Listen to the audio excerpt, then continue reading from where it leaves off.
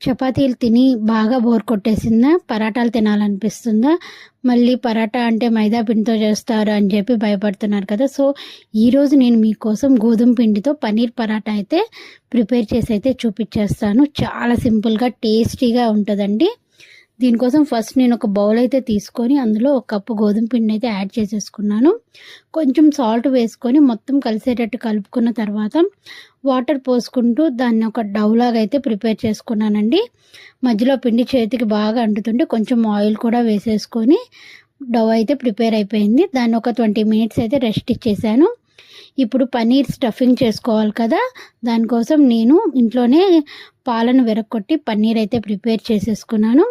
దాన్ని ఒక బౌల్‌లో అయితే వేసి స్మాష్ చేసేసాను.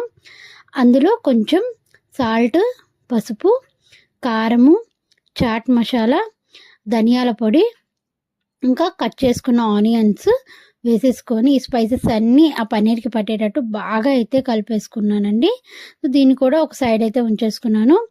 ఇప్పుడు ఆ గోధుమ పిండిని చిన్న బాల్‌గా చేసేసుకొని ఫస్ట్ పొడిపిండి వేసుకుంటూ చిన్న చపాతీలా అయితే ఒత్తేసుకుంటున్నానండి.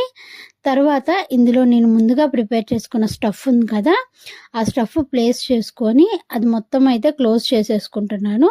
సో, ఈ క్లోజ్ చేసుకునేటప్పుడే కొంచెం జాగ్రత్తగా చేసుకోవాలండి. ఎక్స్ట్రా పిండిని మనం తీసేసుకోవచ్చు. తర్వాత మళ్ళీ కొంచెం పొడిపిండి వేసుకుంటూ చపాతీలా అయితే ఒత్తేసుకున్నాను. చూసారండి ఎంత బాగా వచ్చిందో. కొంచెం లావుగానే వస్తదండి పరాటా అంటే. తర్వాత ఒక ప్యాన్ అయితే పెట్టేసుకొని కొంచెం బటర్ అయితే వేసేసుకొని ప్రిపేర్ చేసుకున్న పరాటా దాని మీదేసి 2 వైపులా కొంచెం ఎరుపు వచ్చేటట్టు కాల్చేసుకున్నానండి.